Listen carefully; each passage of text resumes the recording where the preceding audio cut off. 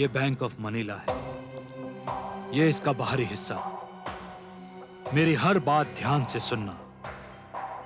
ये खबर पक्की है कि बैंक ऑफ मनीला की तिजोरी में 5 करोड़ रुपए है। तुम तीनों ये काम जितनी जल्दी हो सके करके वापस आओ। बैंक के बाहर एक वॉचमैन रहता है और शायद अंदर भी एक। मैं यहीं इस जगह तुम्हारा इंतजार करूंगा। काम हो जाने पर हम रकम आपस में बांट लेंगे। Yes boss. चलो, ऑल द बेस्ट।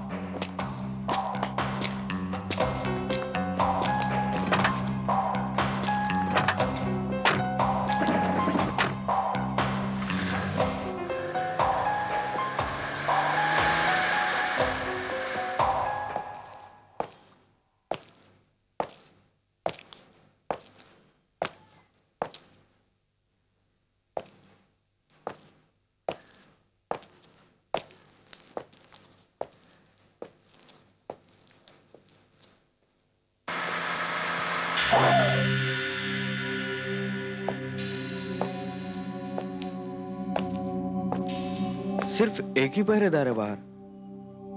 शायद अंदर भी कोई हो, उसके पास भी हथियार हो। Oh no!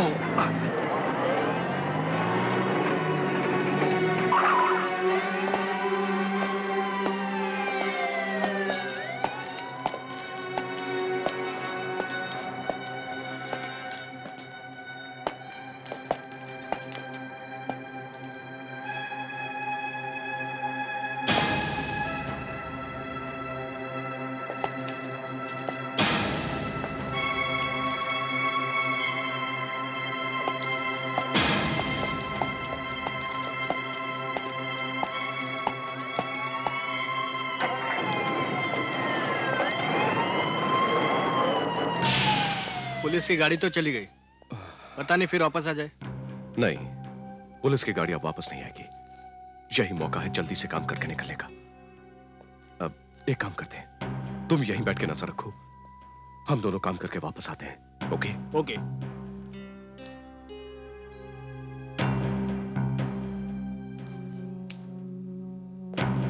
Come on.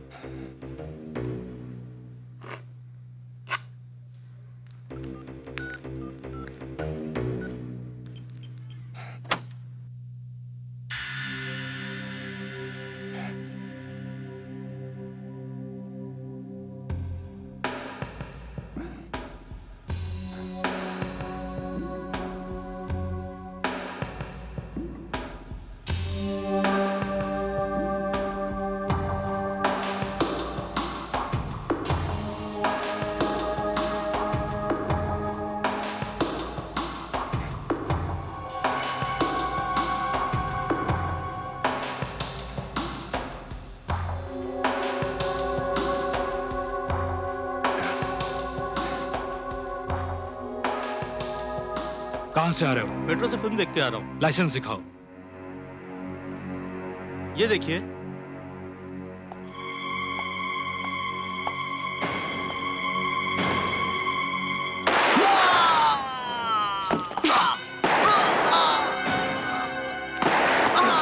उस तरफ से गोली की आवाज आई है, चलो।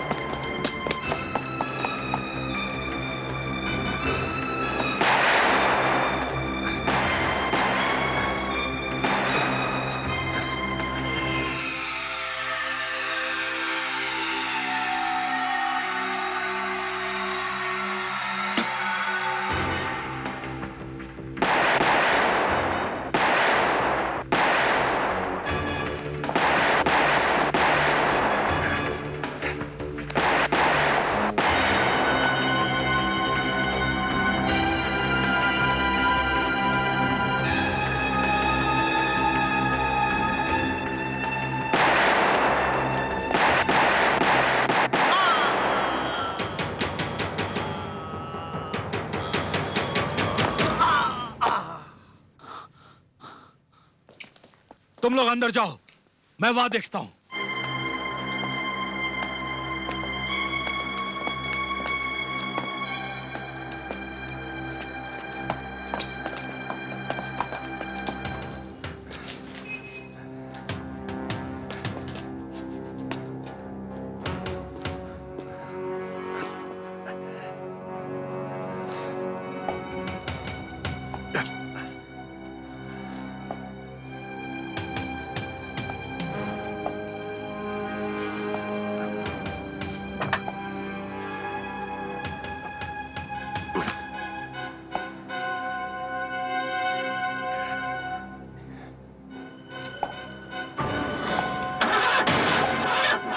रुक जाओ।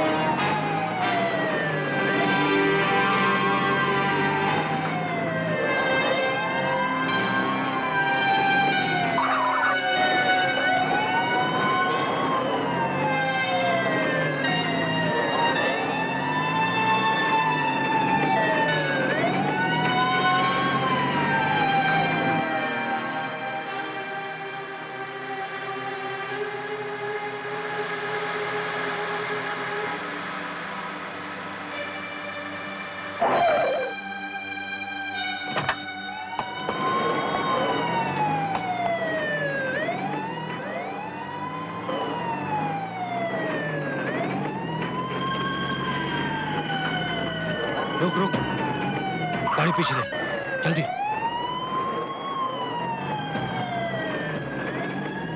यही है।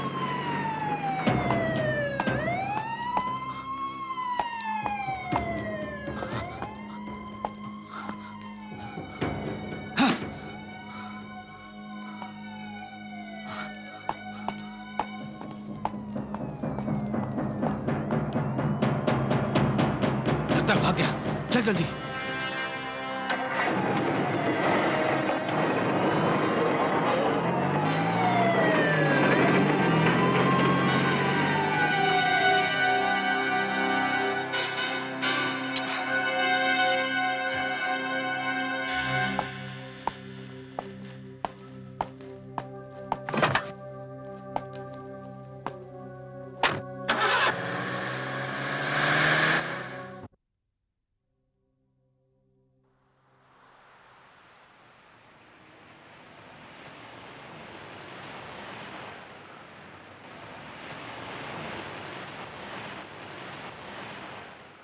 सलाम साहब। थैंक यू साहब।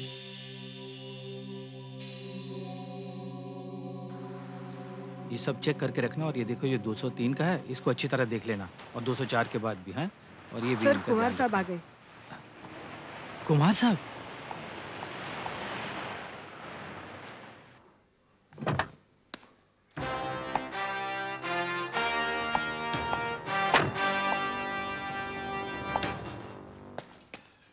वेलकम कुमार साहब, welcome to our hotel. Hello mister Nair. Sir, आपका परमानेंट स्वीट आपके लिए बुक है, आप आइए। ओके। राम सिंह, साहब का सामान उठाओ।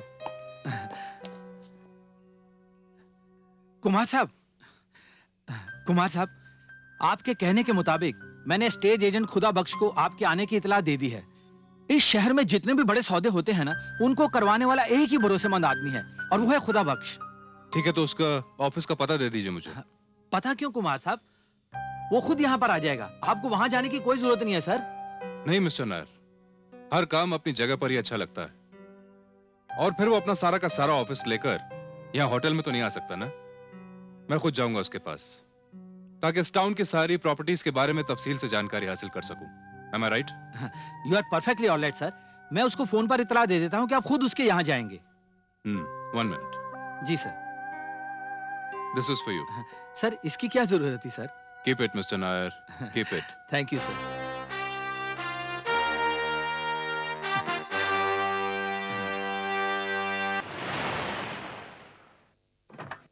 आइए आइए कुमार साहब, आइए, तशरीफ रखिए।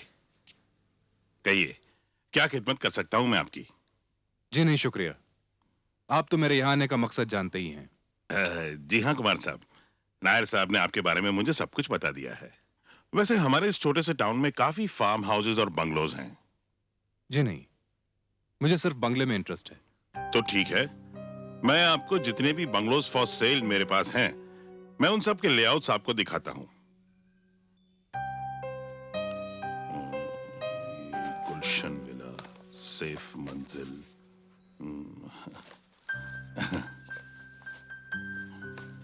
हाँ देखिए कुमार साहब, ये हैं यहाँ के कुछ अच्छे अच्छे बंगलोज के लेआउट्स। ये देखिए, ये है गुलशन विला, यहाँ की सबसे अच्छी प्रॉपर्टी है, और इसकी एलिवेशन बिल्कुल टाइगर हिल के सामने है। देखिए। और कुछ दिखाइए। हाँ हाँ बिल्कुल बिल्कुल। ये देखिए, ये है सैफी महल। ये यहाँ के महाराजा की प्रॉपर्टी हुआ करती थी, और इसके साथ 4 एकड़ फार्म हाउस की लैंड भी है। और कुछ? हाँ हाँ है ना, है ना। ये देखिए, ये देखिए। अरे ये यहाँ कैसे आ गया? इसे तो मैंने अंदर रख दिया था। कुमार साहब, ये मैं आपको दूसरी प्रॉपर्टी दिखाता हूँ। ये गलती से लेआउट यहाँ पर आ गया है। ये क्या है? कुछ नहीं कुमार साहब, वो प्रॉपर्टी आपके लायक नहीं है। फिर भी दिखाइए तो सही। कुमार साहब, क्यों अपना वक्त बर्बाद कर रहे हैं? खुदा बख्श साहब, पसंद नापसंद का फैसला तो देखने के बाद ही किया जा सकता है।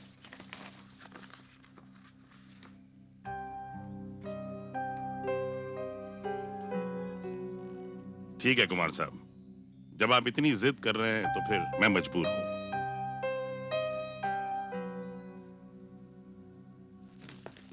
वाह, ये हुई ना कुछ बात। खुदाबख्श साहब, ये वाली बात तो और किसी बंगले में नहीं है। ये है मेरी पसंद। लेकिन कुमार साहब, लेकिन क्या, यही बंगला मुझे पसंद है। लेकिन कुमार साहब, इस बंगले का सौदा नहीं हो सकता। क्यों नहीं हो सकता? I'm सॉरी कुमार साहब, लेकिन इस बंगले के बारे में बड़ी अजीब और गरीब बातें सुनने में आई हैं। अजीब से आपका मतलब? मतलब इस बंगले की मालकिन अजीब सनकी किस्म की औरत है। वो सनकी क्या, वो पूरी पागल है। अजीब अजीब सी शर्तें रखी है उसने बंगले के सौदे के लिए। शर्तें? हाँ कुमार साहब, पिछले दिनों कुछ भले लोगों ने इस बंगले को खरीदने का इरादा किया था, लेकिन उन्हें निराश होकर लौट जाना पड़ा। वहां संजीदगी नहीं है, सिर्फ पागलपन है, सिर्फ पागलपन। और इसीलिए मैंने इस फोल्डर को निकालकर अलग रख दिया था। पता नहीं किसने उसे वापस यहां रख दिया।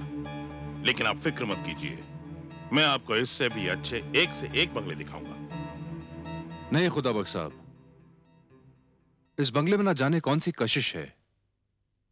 इसके अलावा अब और कुछ देखने को जी नहीं चाह रहा। कुमार साहब, अगर आपको मुझ पर भरोसा है तो आप अपने दिल से इस बंगले का ख्याल निकाल दीजिए। आप भूल जाइए इस बंगले को प्लीज। खुदाबख्श साहब, बाकी सब छोड़िए और आप मेरे साथ चलिए। लेकिन कहां? मैं अभी के अभी इस बंगले को देखना चाहता हूं। कुमार साहब, ठीक है, जैसी आपकी मर्जी।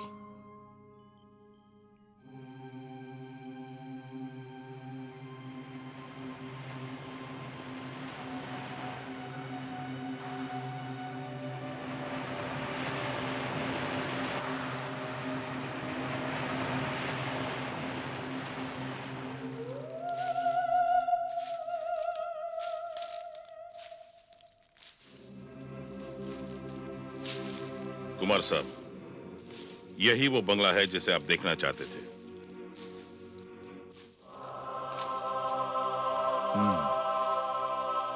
खुदाबख्श साहब, क्या इस बंगले को अंदर चलकर देख सकते हैं? नहीं नहीं कुमार साहब, इस बंगले को देखने के लिए तो इस बंगले की मालकिन की रजामंदी की जरूरत पड़ती है। तो वो भी यहीं रहती होंगी ना? हाँ, रहती तो है यहाँ, लेकिन वो ऐसे नहीं मिलती। उनका एक मुलाजिम है, शंभू प्रसाद, उसी को कांटेक्ट करना पड़ता है। वो आदमी जो झाड़ू लगा रहा है, उससे बात करें? नहीं नहीं कुमार साहब, वो ऐसे नहीं मिलते। उन्हें फोन करना पड़ता है, फिर वो खुद आकर मिलते हैं।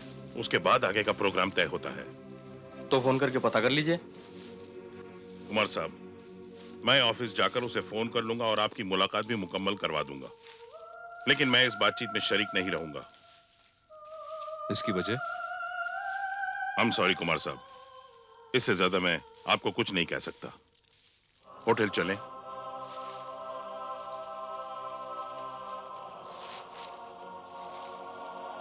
ओके, चलो ड्राइवर।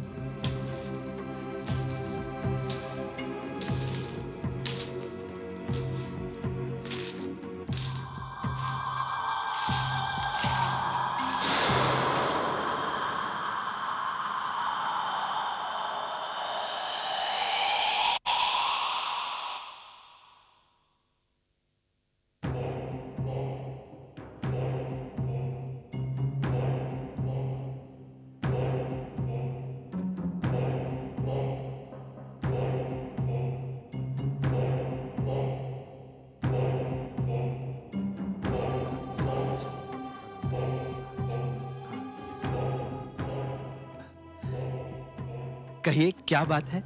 मुझे कुमार साहब से मिलना है। किस सिलसिले में मिलना है आपको? ये नहीं बताऊंगा। मेरा नाम शंभू प्रसाद है। जी, एक मिनट।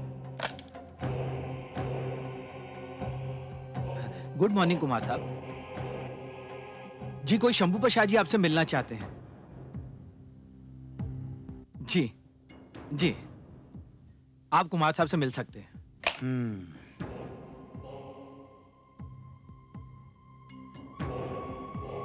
Yes sir. वेटर, इन्हें कुमार साहब के रूम में ले जाओ।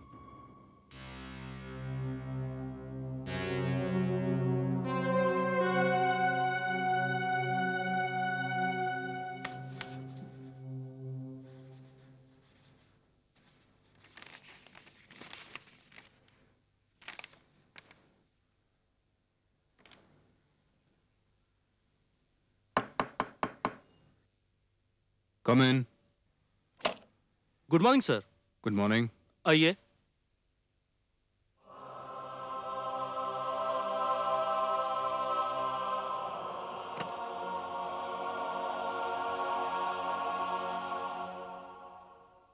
शंभू प्रसाद नाम है मेरा। अरे आइए आइए शंभू प्रसाद जी, आइए प्लीज आइए। आप कुमार साहब हैं? जी हाँ, बैकुंठ धाम खरीदने आए हैं आप? बिल्कुल सही कहा आपने। बहुत आए और बहुत गए, सिर्फ बातें ही हुई और कुछ नहीं, और नतीजे में मिली बैकुंठ धाम को बदनामी।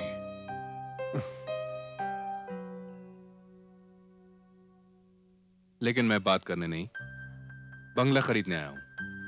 हमारी शर्तें सुनेंगे तो आप भी वही करेंगे जो आपसे पहले और लोगों ने किया है। आप गलत समझ रहे हैं। अगर सचमुच बैकुंठ धाम खरीदना चाहते हैं तो आपको 1 करोड़ देना पड़ेगा। 1 करोड़? लेकिन उस बंगले की कीमत तो 30-35 लाख से ज्यादा नहीं है। ठीक है, आप 40 ले लीजिए। हम कीमत कम नहीं करेंगे। आप बैकुंठ धाम नहीं खरीद सकते। लेकिन सुनिए तो। क्या सुनो? नमक तेल के भाव की तरह मोल करने वाले हमारी मालकिन का बैकुंठ धाम नहीं खरीद सकते। आपने हमारा समय नष्ट किया है।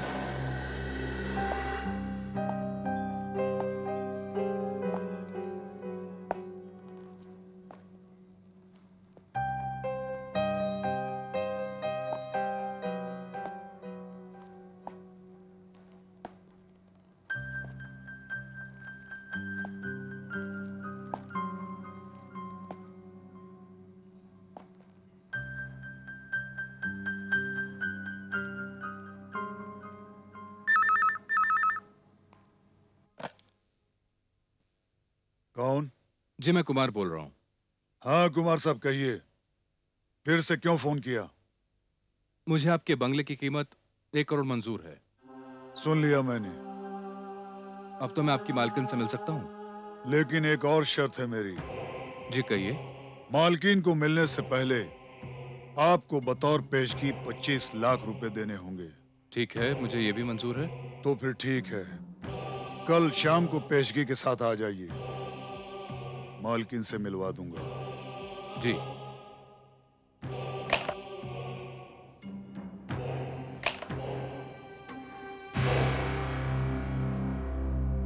मैं आपका इंतजार करूंगा कुमार साहब।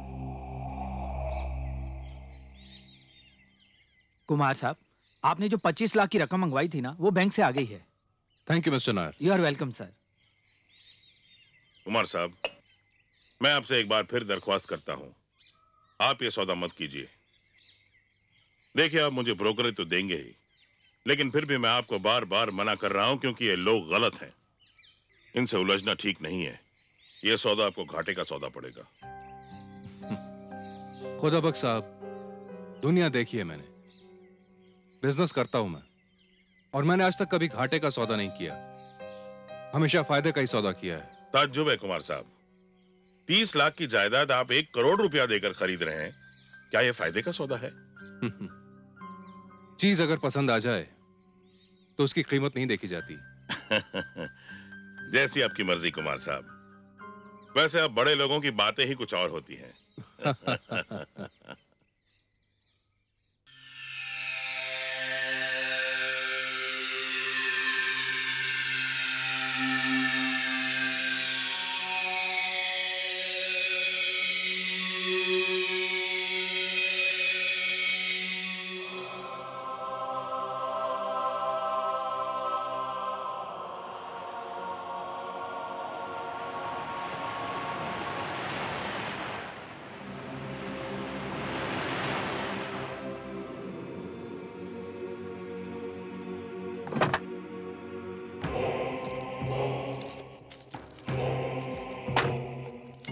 पेशगी लाए हैं? अंदर मालकिन आपका इंतजार कर रही हैं। जाइए। जी शुक्रिया।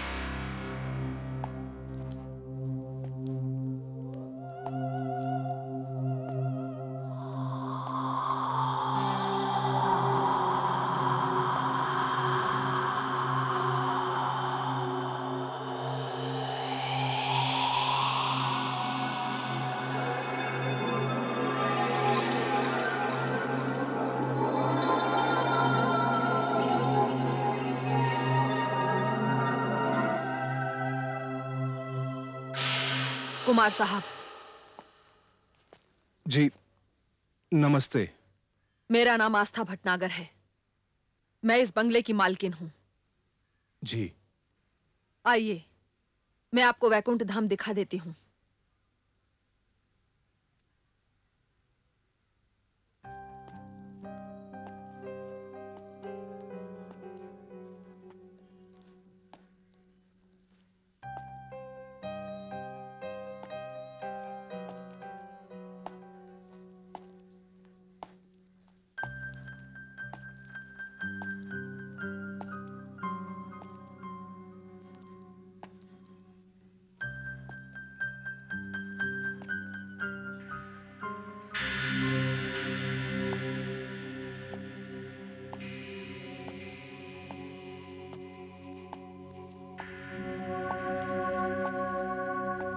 कुमार साहब, एक बात पूछूं आपसे?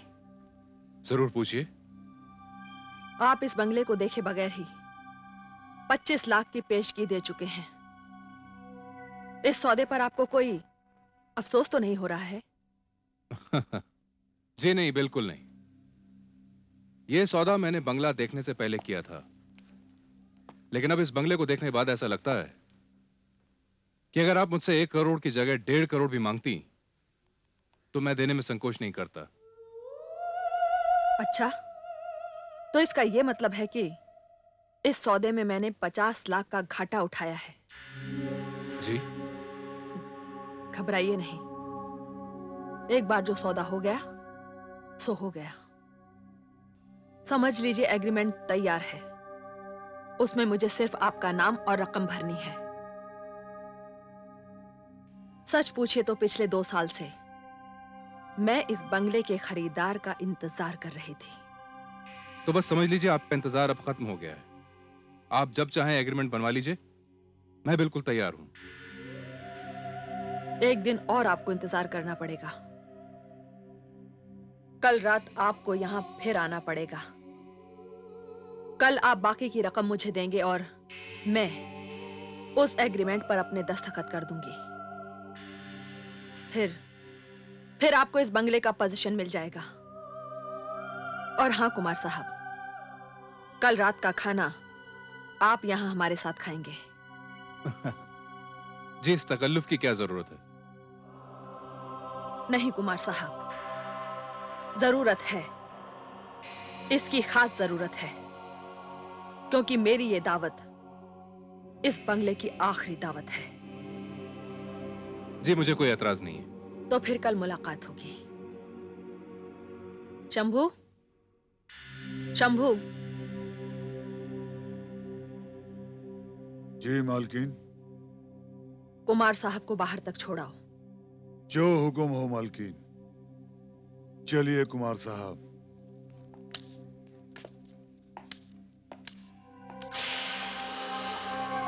आइए।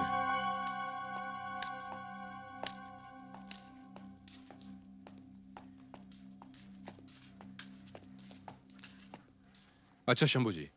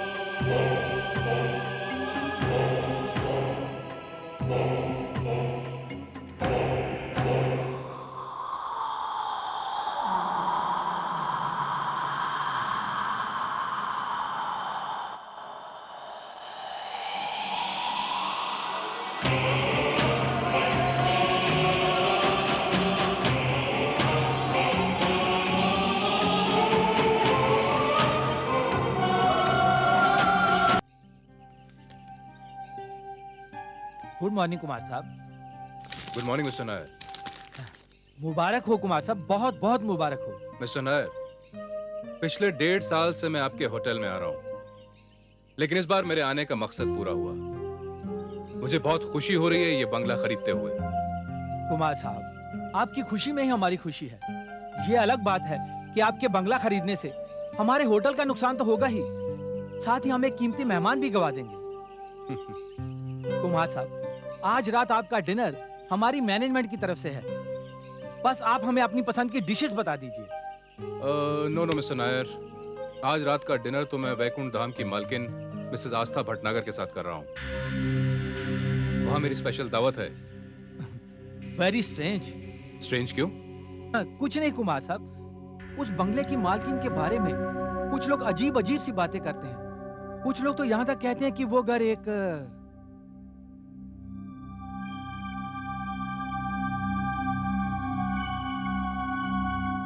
वो घर क्या? वो घर एक पागल खाना है और उस घर की मालकिन पागल है। नहीं मिस्टर नायर, ये बात बिल्कुल गलत है। मिसेस आस्था भटनागर एक निहायत समझदार और मजबूत इरादे वाली औरत है, और जो लोग उन्हें पागल कहते हैं, दरअसल वो खुद पागल है।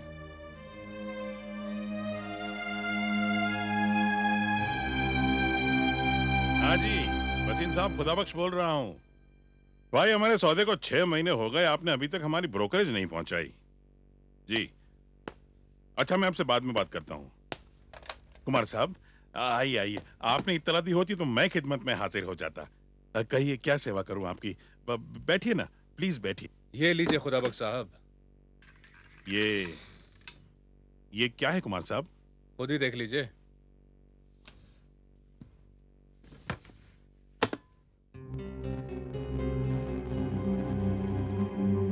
कुमार साहब, ये क्या है? ये आपकी कमीशन है खुदा बख्श साहब। मैं एडवांस दे चुका हूं, बस थोड़ी देर में एग्रीमेंट भी साइन हो जाएगा और फिर मैं बैकुंठ धाम का मालिक बन जाऊंगा। इस तरह क्या देख रहे हैं आप? नहीं कुमार साहब, ये रकम मैं नहीं ले सकता। लेकिन क्यों? ये बंगला मुझे आप ही की वजह से मिला है। इस डील में आप ही शामिल हैं। नहीं नहीं कुमार साहब, इस बंगले को आप ही ने जिद करके देखा है और आप ही ने सौदा किया है। बहरहाल इस सौदे में आप भी शामिल हैं। ये पैसा तो आपको लेना ही पड़ेगा, ये आपका हक है। और किसी का हक मारना मुझे बिल्कुल पसंद नहीं। कुमार साहब, लेकिन इसमें कोई हक मारने वाली बात ही नहीं है। मैं तो शुरू से ही सौदे के खिलाफ था और आज भी खिलाफ हूं। देखिए कुमार साहब, अब भी कुछ नहीं बिगड़ा। आप अपने फैसले पर दोबारा गौर कीजिए प्लीज।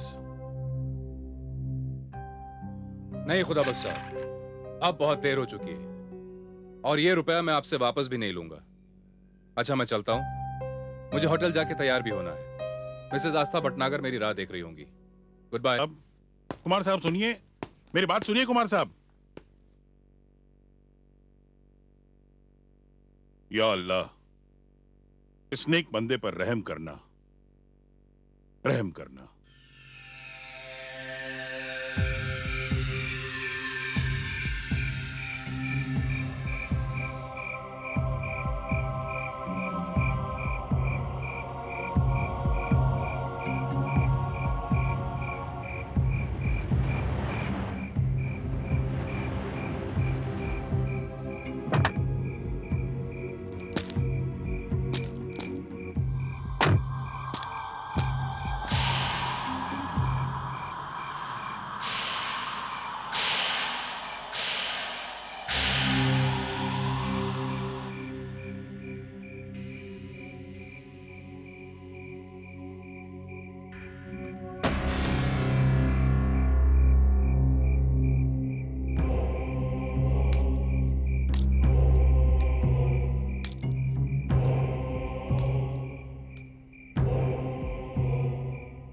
आइए कुमार साहब, आइए। अंदर तशरीफ लाइए।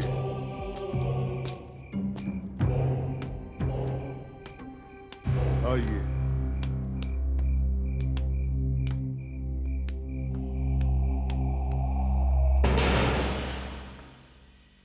घबराइए नहीं कुमार साहब, अंदर जाइए। मालकिन आपका इंतजार कर रही हैं।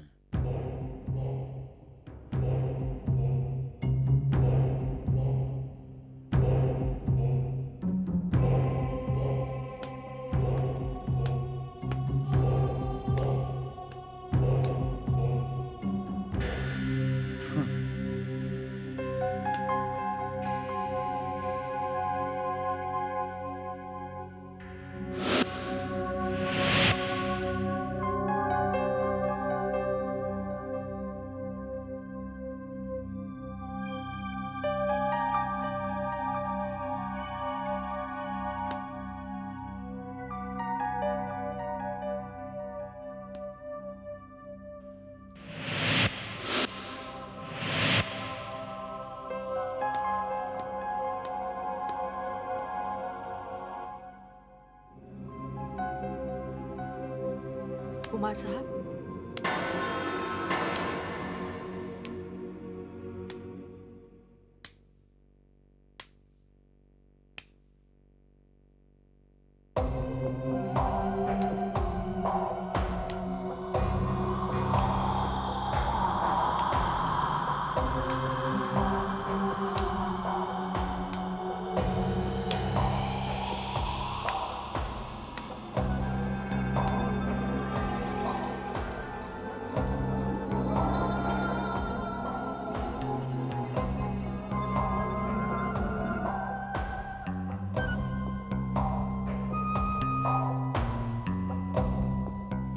इस तरह आप क्या देख रहे हैं कुमार साहब? माफ कीजिएगा मिसेस आस्था, आप तो बेहद खूबसूरत हैं। शुक्रिया। आप बुरा ना माने तो एक बात कहूं। बेझिझक कहिए। आप हमेशा बस यूं ही रहा कीजिए। इस तरह रहने के मौके बड़ी मुश्किल से मिलते हैं। वैसे तारीफ के लिए शुक्रिया। यूं तो मिसेस भटनागर, मैं आपके बारे में कुछ भी नहीं जानता। आपकी जिंदगी, आपके माजी के बारे में मुझे कुछ भी नहीं मालूम। लेकिन इस बात पर मैं बहुत हैरान हूं। आप जैसी बेहद खूबसूरत औरत इतने बड़े बंगले में अकेले कैसे रहती है? ये तो मुझे इस तरह तन्हा कर देने वालों की मेहरबानी है। खैर, इसे छोड़ दीजिए। वैसे भी पुरानी यादें बड़ी जानलेवा होती हैं। आइए, इस मौके को और भी रंगीन बनाएं। आइए ना, प्लीज।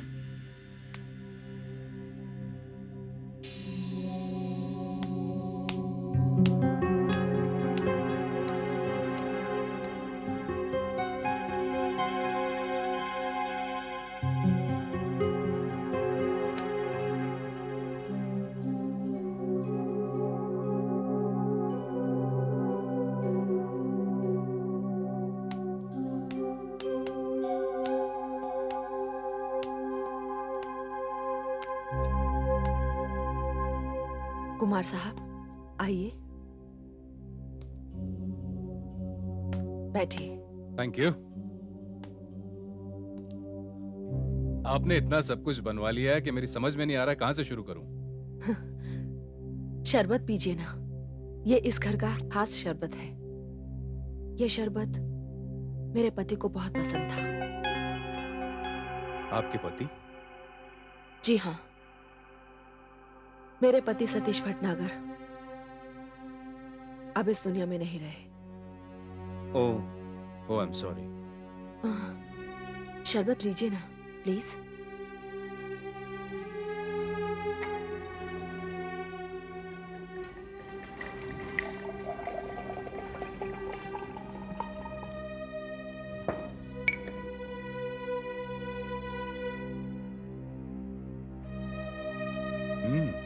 It's lovely.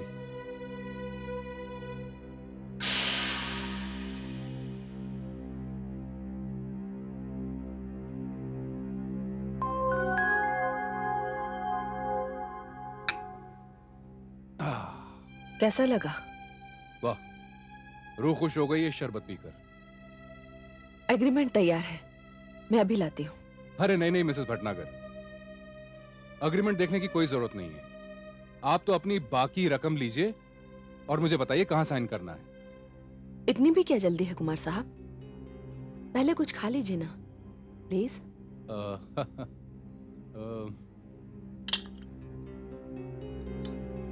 हाँ तो कुमार साहब, मैं एक जाती मगर अजीब सा सवाल आपसे पूछना चाहती हूँ। जी जरूर, पूछिए। इस शहर में बंगलों की कोई कमी नहीं है। एक से एक बड़े और खूबसूरत बंगले हैं यहाँ, और उन बंगलों की कीमत इससे कहीं कम, आधे से भी कम है। आप कोई भी बंगला आधी कीमत पर खरीद सकते थे, है ना? इसका जवाब बहुत सीधा है मिसेस भटनागर। और वो सीधा जवाब क्या है? मिसेस भटनागर, जवाब है मेरी पसंद। मैंने और भी बहुत सारे बंगलों की तस्वीरें देखी, लेकिन जैसे ही मेरी नजर इस बंगले की तस्वीर पर पड़ी, यानी कि बैकुंठ धाम पर, तो बस जैसे मेरी नजर बिल्कुल जम के रह गई इस पर। और मैंने उसी वक्त यह फैसला किया कि मुझे यही बंगला खरीदना है। लेकिन कीमत सुनकर भी आपने अपना फैसला क्यों नहीं बदला? मिसेस भटनागर, मेरी एक बड़ी बुरी आदत है जिससे आप वाकिफ नहीं हैं। एक बार जिंदगी में अगर कोई चीज मुझे पसंद आ जाए तो फिर वो मैं हर कीमत पर हासिल कर लेता हूं। और वैसे भी चाहत कीमत नहीं देखती, वाह, दाद देनी पड़ेगी आपकी। लेकिन कुमार साहब, इस बात का एक और पहलू भी है। क्या आपने कभी यह नहीं सोचा कि इस शहर में इस बंगले से ज्यादा खूबसूरत और कीमती बंगले भी इससे सस्ते दामों पर मिल रहे हैं? तो फिर वैकुंठ धाम की मालकिन को क्या हो गया जो वो 2 रुपए की चीज 10 रुपए में बेचना चाहती है? और आपने मुझे दूसरे लोगों की तरह पागल क्यों नहीं समझा? अब इस बात का जवाब देना मेरे लिए बहुत मुश्किल है। और मेरे लिए बहुत ही आसान। अगर आपको दिलचस्पी ना भी हो तो भी सुननी पड़ेगी ये सच्चाई, और चाहे तो आप इसे भी इस सौदे की एक शर्त ही समझिए। जी नहीं, बड़े शौक से सुनूंगा। अब तो सौदा हो ही चुका है और आपको भी सच बताने में कोई संकोच नहीं होना चाहिए। सही कह रहे हैं आप कुमार साहब, सच बहुत ही कड़वा होता है। कितने दिनों से तड़प रहा है ये सच बाहर आने के लिए, और अब वक्त आ गया है। और ये सच सुनने वाला एक बहुत सही शख्स मेरे सामने है। सच्चाई तो यह है कुमार साहब कि ये बंगला मुझे मेरे पति से मुंह दिखाई में मिला था। हमारे रेस के घोड़े दौड़ते थे। मेरे पति को घोड़ों से बहुत प्यार था। अच्छा, लेकिन इस बंगले में तो मुझे ऐसा कुछ भी दिखाई नहीं देता जिसका ताल्लुक घोड़ों के किसी शौकीन से हो। आपने अभी तक पूरा बंगला देखा ही कहां है कुमार साहब।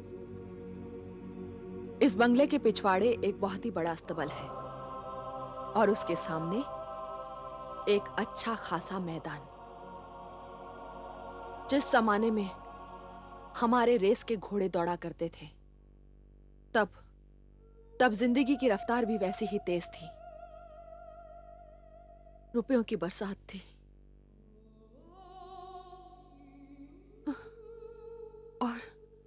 और इस घर में जिंदगी खुशियों के झूले में झूल रही थी। मेरा पति और हमारा बेटा सुधीर। आपका बेटा? हाँ, बड़े नाजों से पाला था मैंने उसे, मगर उसने भी अपनी जिंदगी को अपने पिता की तरह उसी तरफ मोड़ दिया था। रेस और सिर्फ रेस।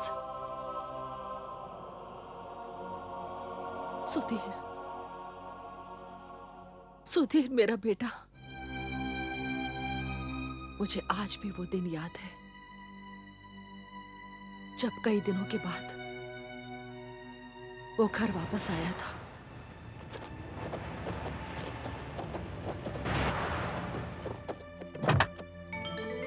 मॉम! हे मम्मी! अरे कहाँ हो तुम? हे मॉम! मॉम! सुनो ना, बहुत अच्छी खबर है। Sudhir! Mom, just look at this, mom! Just look at this! Mom, जरा देखो इसे। It's a very good news, mom! It's a very good news! ओफो, अब उस खबर पर जोर ही देते रहोगे या मुझे कुछ बताओगे भी? Oops! You know, mom, हमारी फ्लाइंग रानी ने एक बार फिर रेस जीत ली। सुधीर। Yes mom. मेरे बेटे, आजकल मैं देख रही हूँ कि तुमने अपना ध्यान पढ़ाई से हटाकर रेस कोर्स में लगा दिया है। अभी तो तुम्हारी पढ़ाई की उम्र है बेटा। ओफो मॉम, इंसान पढ़ लिख कर क्या करता है बताओ? पैसे ही तो कमाता है ना। और वैसे भी मुझे जितना पढ़ना था मैंने तो पढ़ लिया। बताओ तो, डैडी के पास कौन सी डिग्रीज हैं? फिर भी उन्होंने क्या कुछ नहीं दिया हमें। Isn't it, mom? You know something, mom? इन भागते हुए घोड़ों की तेज रफ्तार ने हमें जिंदगी में बहुत आगे लाके खड़ा कर दिया है मॉम, बहुत आगे। बेटे, इसी रफ्तार से मुझे डर लग रहा है। कुदरत का एक कानून है, हर तेज दौड़ने वाली चीज किसी न किसी मकाम पर जाकर थक जाती है। जिसे तूने रफ्तार का नाम दिया है उसे मैं जुआ कहती हूं। जुआ जो आज तक किसी का भी नहीं हुआ बेटे, किसी का भी नहीं हुआ। ओफो मॉम, आप भी बेकार की बातों में। एनीवे, इससे पहले कि मैं भूल जाऊं, मैं अपने दोस्तों के साथ 3-4 रोज के लिए बेंगलोर जा रहा हूं। वहां भी रेस है? हाँ मॉम, वहां भी रेस है, और उस रेस में हमारा शहंशाह दौड़ रहा है। शहंशाह। यू नो मॉम, ये वो रेस है जिस रेस पर लोगों ने अपनी पूरी जिंदगी की कमाई लगा दी है। इस बार या उस बार।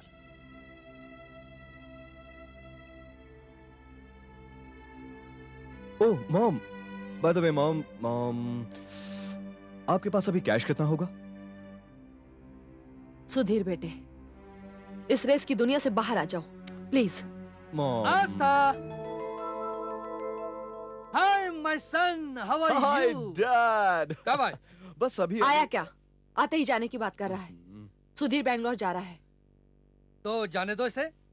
वहाँ हमारा शहंशाह भी तो होगा जिस पर सारी दुनिया की नजर है। यस डैड, जरा आप समझाइए ना दोनों मॉम बाप को। बेटे को मेरी जरा भी फिक्र नहीं है। अरे बाबा, तुम्हारी ही तो फिक्र है मुझे, उसी के लिए तो सब कुछ कर रहा हूँ। आपने तो अपना पूरा का पूरा ध्यान अपने असल कारोबार से हटाकर रेस पर लगा दिया है, और अब आपका बेटा भी आपके नक्शे कदम पर चल रहा है। बेटा तो बाप के नक्शे कदम पर ही चलेगा ना। आस्था, हमारा तो एक ही बेटा है, और मेरे पास आज इस वक्त इस दुनिया की बेहतरीन नस्ल के 10 घोड़े हैं, और मैं उन 10 घोड़ों से इस दुनिया को खरीद लूंगा एक दिन। हाँ बेटा, क्या चाहिए तुम्हें? वो क्या है डैड कि मैं बैंगलोर जा रहा हूँ, और मैं मॉम से पूछ रहा था कि कितना कैश है। यू नो, खाली हाथ कैसे जा सकता हूँ डैड। बस तो मेरे कवट से जितने रुपए चाहिए ले लो। जितने? हाँ हाँ, जितने। Hey, wow, Dad! I love you, Dad! I love you! Hey, woohoo! Hey, Mom! I love you too! Bye! सुनिए, आपको ऐसा नहीं लग रहा कि आप अपने बेटे के साथ ज्यादती कर रहे हैं? आस्था, ज्यादती तो तब होगी जब मेरे बेटे को इस दुनिया में किसी चीज की कमी होगी। आस्था, वो मेरे और तुम्हारे प्यार की निशानी है। मैं उसे फूलों में रखूंगा, एक भी कांटा उसके इर्द गिर्द भटकने नहीं दूंगा, भटकने नहीं दूंगा। वो फूलों भरा गुलशन देखते ही देखते बर्बाद हो गया। फूल मुरझा गए, सिर्फ कांटे ही कांटे रह गए। ये सिलसिला यही खत्म नहीं हुआ। तकदीर को और बुरे दिन दिखाने थे। बिजनेस में नुकसान के कारण मेरे पति ने आत्महत्या कर ली। दुनिया खरीदने के उनके सपने अधूरे रह गए।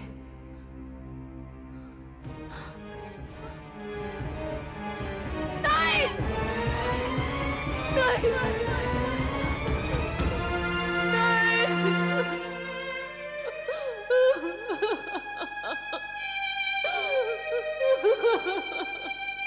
मेरे पति की मौत के साथ साथ रफ्तार की वो दुनिया भी ना जाने कहां चली गई। उसके बाद अगर मेरे पास कुछ रहा तो ये वैकुंठ धाम। मैं गम से निढाल थी, माली हालात भी अच्छे नहीं थे, मगर मेरे बेटे सुधीर की फिजूल खर्चियां मेरी मजबूरी को नहीं देख सकी। जो कुछ मेरे पास था वो तो खत्म हो गया। और मेरी बदकिस्मती देखिए, मेरा बेटा धीरे धीरे अपनी जरूरतों को पूरा करने के लिए गलत रास्ते पर चला गया।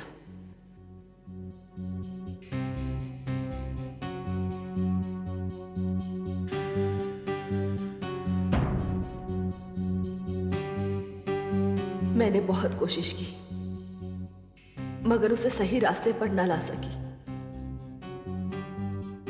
इसका नतीजा ये हुआ कि एक दिन सुधीर घर छोड़कर अपनी मां को तन्हा छोड़कर चला गया। उसके जाने के सदमे से मैं रोती रही, तड़पती रही। वो जैसा भी था तो मेरा बेटा।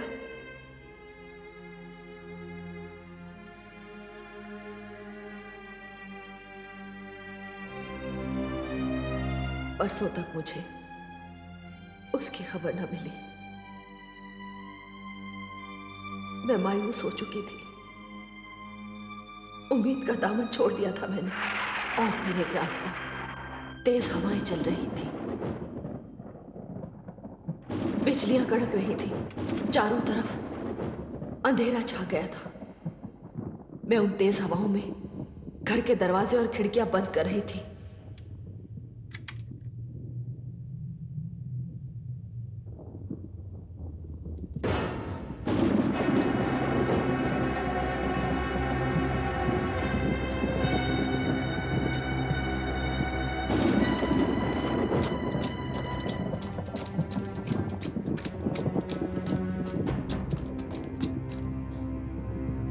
शंभू,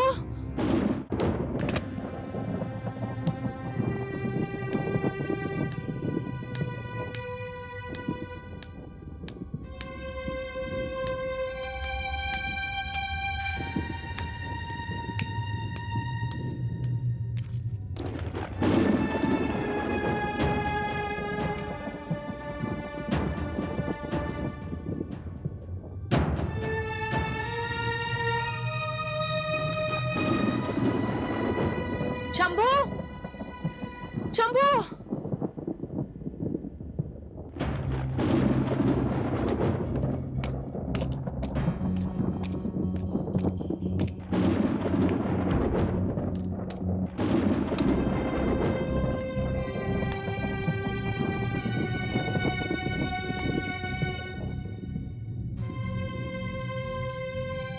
कौन है यहाँ?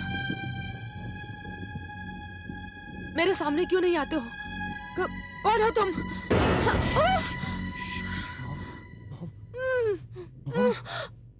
मैं सुधीर हूं मॉम, तुम्हारा बेटा सुधीर।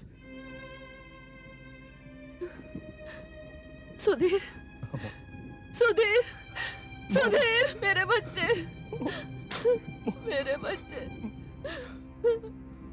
सुधीर, सुधीर, कहाँ चले गए थे तुम? और ये क्या हाल बना रखा है तुमने? इस दुखियारी माँ की याद भी नहीं आई तुम्हें? अरे याद तो आई माँ, इसीलिए तो तेरे पास वापस लौट आया हूँ मैं।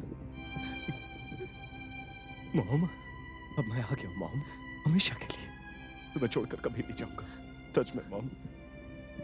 मॉम, मॉम तुम देखना मैं किस तरह हम लोगों के सुनहरे दिन वापस लाता हूँ मॉम, किस तरह। सुधीर, ये बैग? मॉम, ये बैग नहीं है, ये तो हमारी सुनहरी तकदीर का एक दस्तावेज है। मैं कुछ समझी नहीं। मॉम, आज की दुनिया में चैन और इज्जत से जीने के लिए रुपयों का होना बहुत जरूरी है। मॉम, आज की दुनिया में जिसके पास पैसे नहीं है ना, उसकी ना तो कोई इज्जत है और ना नाम। उसकी जिंदगी तो कीड़े मकोड़ों से भी बदतर है मॉम, कीड़े मकोड़ों से भी बदतर। बेटे, तुम इतने दिनों तक कहाँ थे? तुम्हारी हालत देखकर मुझे ऐसा लग रहा है जैसे तुम और तुम आउट हाउस में क्या कर रहे थे? कुछ नहीं मॉम, कुछ नहीं, बस अब भूल जाओ, जो कुछ भी हुआ उसे भूल जाओ मॉम। देखो मॉम, मैं आ गया ना तुम्हारे पास, तुम्हारा सुधीर बनकर।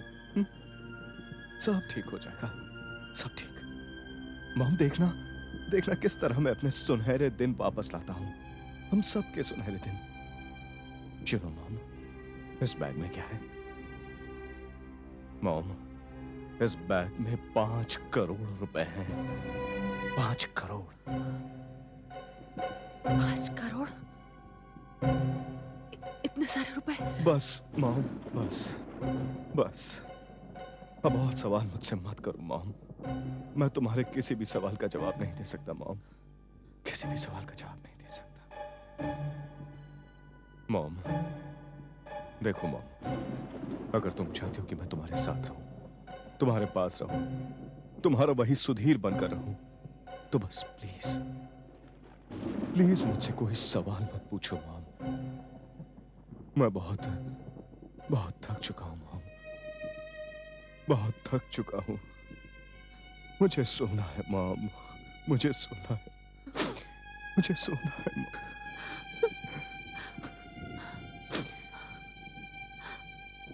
हाँ बेटा, चलो आराम करो, चलो आओ बेटा।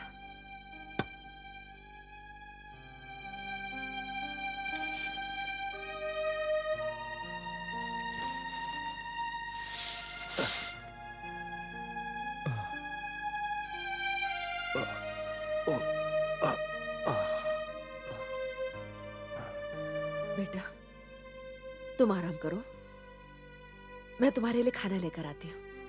मॉम, मॉम मुझे भूख नहीं है मॉम।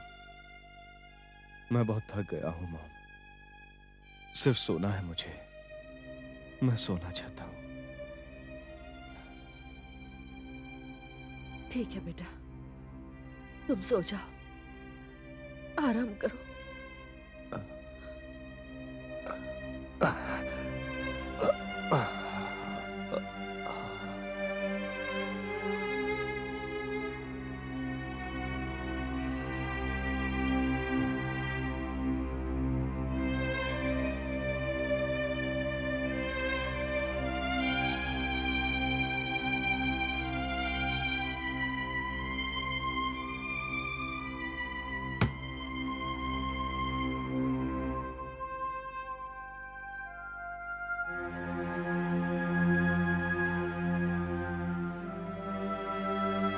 अगर तुम चाहती हो कि मैं तुम्हारे साथ रहूं, तुम्हारे पास रहूं, तुम्हारा वही सुधीर बनकर रहूं, तो बस प्लीज प्लीज मुझसे कोई सवाल मत पूछो mom.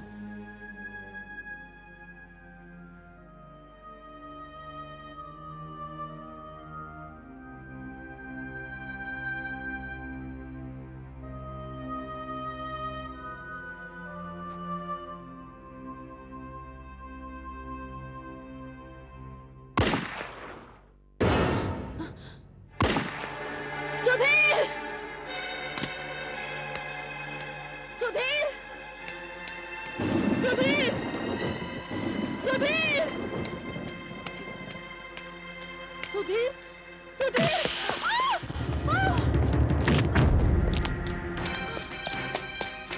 Sudhir! Sudhir! Mom, Sudhir! Mom,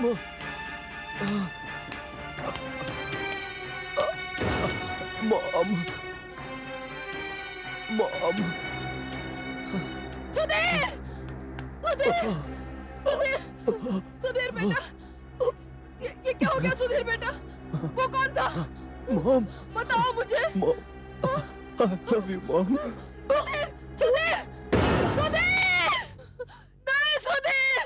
नहीं सुधीर! सुधीर!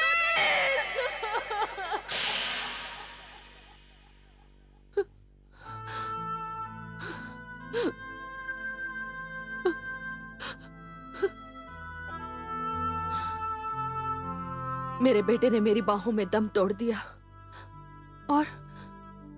और मैं उसके कातिल को पहचान भी न सकी। मैं अपने पति के गम से उबरी भी नहीं थी कि अपने बेटे के गम में रो रो कर पागल हो गई थी मैं। जब होश ठिकाने आए तब ये एहसास हुआ कि मेरा बेटा घर से भागकर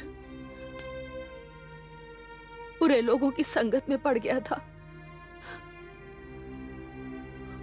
और जो रुपयों का बैग लेकर लौटा था उसी बैग की वजह से उसका कत्ल हुआ।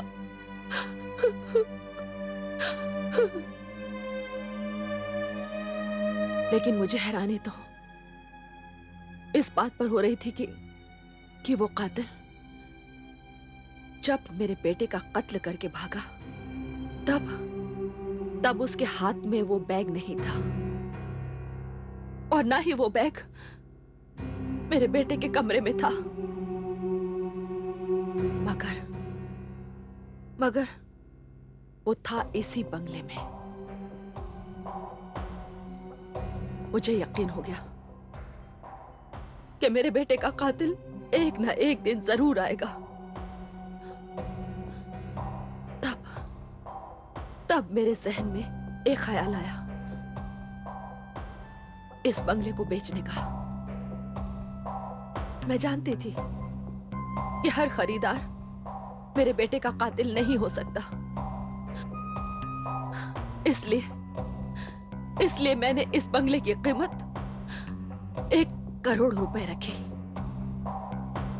क्योंकि 1 करोड़ रुपया वही देगा जिसे 5 करोड़ का लालच होगा।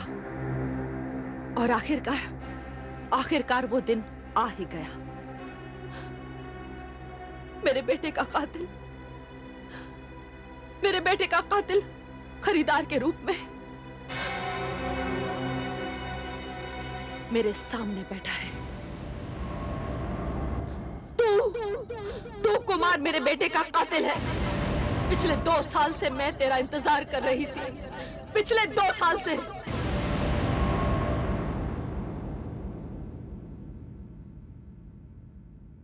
और अब तेरा इंतजार खत्म हो गया। हाँ, मैं ही हूं तेरे बेटे का कातिल। मैंने ही मारा था उसे। विश्वासघात किया था उसने मेरे साथ। अपनी जान जोखिम में डालकर बैंक डकैती की थी हमने। 2 साथी मारे गए थे हमारे उसमें। लेकिन तेरा बेटा सारा रुपया लेकर वहां से भाग गया। और उसका पीछा करते करते मैं यहां तक आ गया और मैंने उसे जान से मार डाला। और अब तू अपने बेटे के कातिल को पहचान गई है, इसलिए मजबूरन मुझे तुझे भी वहीं पहुंचाना होगा जहां तेरे बेटे को पहुंचाया था।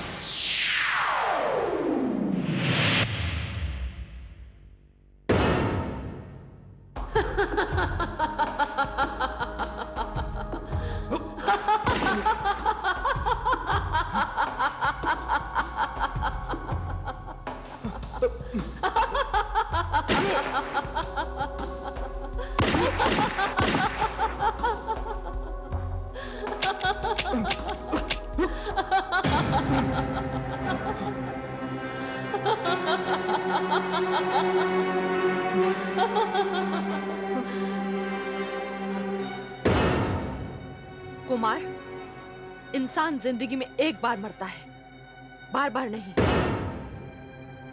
मेरी मौत मेरे बेटे के मरने के बाद ही हो चुकी थी। अब मैं आत्मा हूं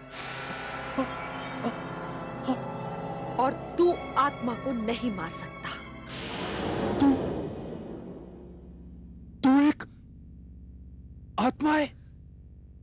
मैं भटक रही थी और मुझे उस वक्त तक चैन नहीं मिलता जब तक मैं अपने बेटे के कातिल को ढूंढकर उसे सजा नहीं दे देती। रुपयों का बैग वहां पड़ा है, जा ले जा।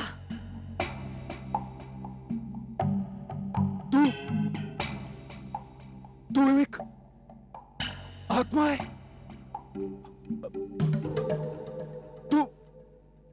तू मुझे क्या सजा देगी? तू तो एक आत्मा है। तू तो बस यही भटकती रहेगी और मैं ये बैग लेकर यहां से चला जाऊंगा और तू मेरा कुछ नहीं बिगाड़ पाएगी तू।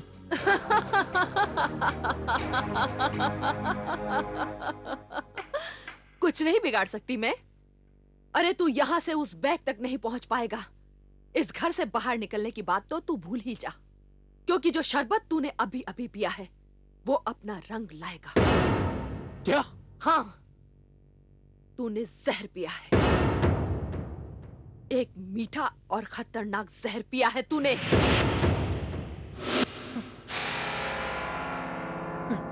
नहीं, ये नहीं हो सकता, ये नहीं हो सकता। तू झूठ बोल रही है, झूठ बोल रही है तू। ऐसा हो चुका है कुमार। नहीं, नहीं, तू तू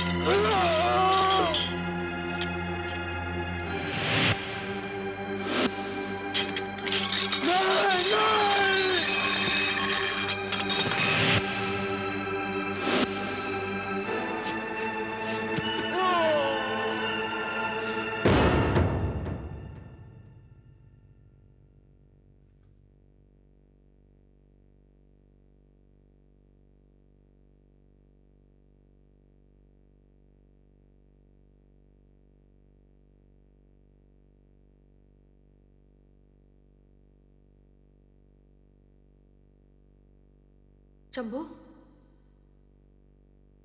शंभू,